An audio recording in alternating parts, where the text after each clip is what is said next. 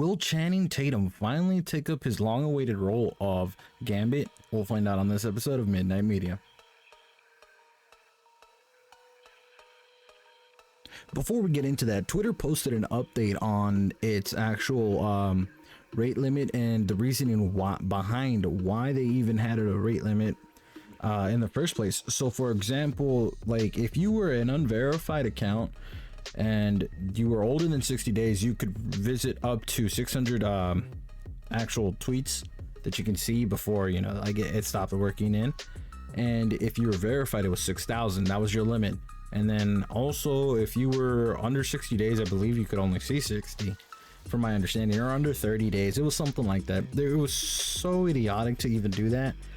I understand why they tried to do that, but it didn't make sense for a platform to even attempt to do that, especially considering that now they have someone to potentially like compete with, you know, which leads us into our next topic of Threads. Threads launched this week with as of this recording with over 7 million users already that have just signed up. So it's pretty dope.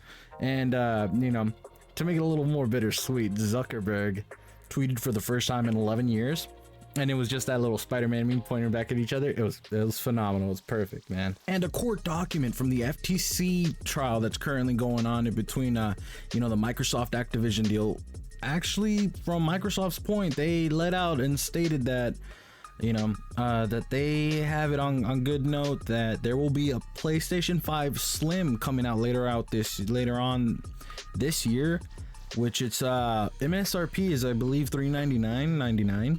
So, you know, obviously this is going to be a digital format only, discless completely. I really don't see the use for it, but I mean, maybe to each their own. I prefer to have the option of a disc drive just because, you know, like I get both variants. It really just depends. I'm really not a big fan of just digital only, but I mean, some games it makes sense to just have digital only. We finally got a look on the Deadpool 3 costume, which is actually I really like it. It's very vibrant in comparison to the Fox one that we saw in Deadpool 1 and 2, so that's pretty dope. And that's what brings us into our next topic. Channing Tatum will be a cameo in Deadpool 3, where he will be reprising the role that he was meant to have, you know, as his film Gambit. So that will be pretty nice to see. I really love the fact that like movies nowadays, you know, we get to have the parts where it's things that were rumored or canceled, and like they're just little nods towards them, and like in cinematic history, it's really nice to just see that, and like just we get to enjoy that for free, man. Well, not free because we have to pay for the movie, obviously, but you know, talking about throwbacks, Daniel Radcliffe has also stated that, you know, he really doesn't want any part of the Max series for the Harry Potter series that's, you know, now recently being worked on. He feels like, I believe he was quoted by saying, "I'm very excited to have the torch passed, but I don't think it needs me to physically pass it," which you know, I can get behind that. You know, he's outgrown it. He has more things he's working on, and like, you know, like we don't really need to have Harry Potter. I feel like it'll take away from that universe. I would love to see a fresh new batch just to see what they're doing, and just to see new adventures. Zack Snyder pitched a R-rated Star Wars film to Disney, and Disney just straight out said no, that's not happening. But he took that over into a film that he's making with Netflix, which is called Rebel Moon, which should be stated out to be coming out in December 22nd, which is, you know, it's a nice little Christmas present for you Snyder fans out there. The man who swatted the Ubisoft office for Rainbow Six ban has been sentenced to 3 years. What happened, if you weren't familiar with it, is he called in a fake hostage situation just because he was banned for cheating. Like, come on, man. Like, first off, you shouldn't even be trying to cheat in a game. It's so dumb. I never really saw the point of it. Like, oh yeah, man, you know, it felt like you just had to kick people while you had the advantage. It doesn't make any sense to me, but I guess, you know, it's what happens when they got small PPs in the world, you know. Guardians of the Galaxy 3 deleted scene was released earlier this week, and it talks about what happens to the High Evolutionary, you know, what his fate is, which I remember some eagle-eyed viewers actually called out like, hey, Drax is actually carrying the High Evolutionary when they were jumping the ship and all that. And I was like, I don't think that's true. But upon seeing this deleted scene, it seems like it might have validated that, which is pretty cool. I like that, but I don't know how I feel about that, because I also really hated that guy so much in that movie, man. Like, that movie was perfect. Square Enix to include an option to turn off the motion blur in Final Fantasy 16 with the upcoming first patch post-launch, which honestly, man, I'm really glad about, because of the fact that, like, I was playing the game, the motion blur kind of took me out of it for a little bit, but I'm also not a fan of motion blur overall. It's one of those things where, like, it messes with me a little too much. I know when I try to do the playthrough through it, which just to give you a little update on that too, I think we're gonna hold off on that, and we're just gonna focus on other video games just for now until we, whoa, that was a wasp, oh my god, what was I saying?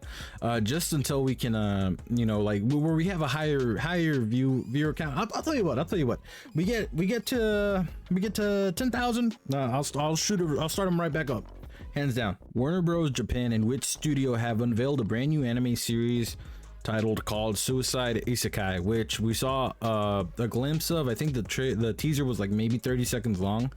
I'm really digging the art style, and I'm kind of curious, is this going to be on the Max platform, or is it going to be on something else? Just because like, you know, it's an anime, but it's also Wit Studio, so like, could this potentially be on Crunchyroll? Sasha Cal's hot toy was released earlier this week, and oh my god, dude, they did her dirty. I'm gonna be honest, it does not look like her. It really looks a lot closer to Tom Holland from Uncharted than like anything else, to tell you the truth. It's just so weird to me. I feel like maybe they just used his face and just plastered it on. It's so weird. Like, did they try to cut corners with that or what? It doesn't fit. J.J. Abrams' Hot Wheels movie will be emotional, grounded, and gritty. That's what's stated from the New York Times, I believe, where he was quoted saying that. So I don't know how you're gonna do that with a Hot Wheels movie, but I mean, hey, if they're making a movie about Gran Turismo, I'm pretty sure they can make anything. You know, they made one out of Titanic. I mean, not Titanic, oh my god, Battleship. So it can be done. We'll see if it's really grounded, emotional, and gritty, because I really doubt that. Also, a little update on the Cornetto trilogy.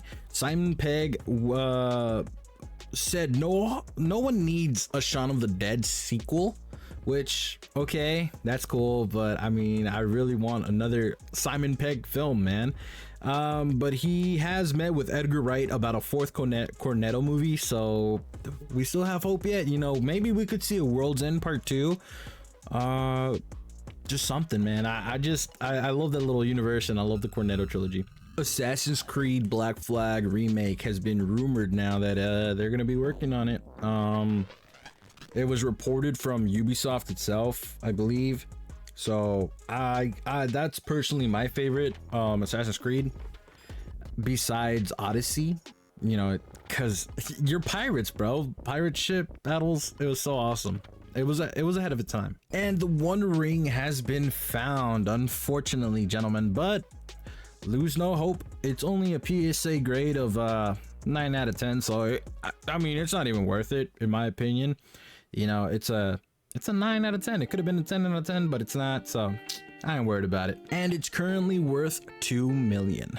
For this weekend watch, you have the Indiana Jones Dial of Destiny, Insidious The Red Door, and Joyride all out in theaters now.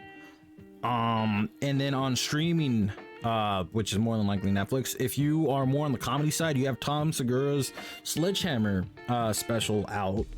And in case you want a little something else, you know, you don't want to go out, you want to watch something at home, you got White House Down, where, you know, our boy Gambit saves President-elect Jamie Foxx.